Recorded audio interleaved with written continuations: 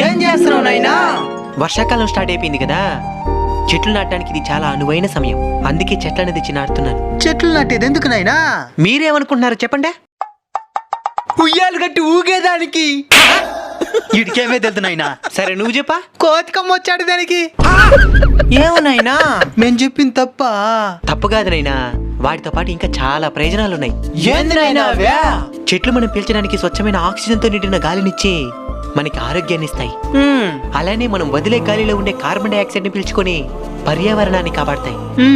నువ్వు ఎండలో ఉంటే నీడనిస్తాయి, వర్షంలో తడుస్తూ ఉంటే గొడుగులవుతాయి, అనారోగ్యం పాలైతే ఆయుర్వేదంగా మారి నీకు ఆరోగ్యాన్నిస్తాయి, ఆకలితో ఉంటే నీ కడుపు నింపే అమ్మలవుతాయి, చివరికి ఆడుకోవాలనుకుంటే ఆట బొమ్మలుగా మారి నీకు ఆనందాన్నిస్తాయి.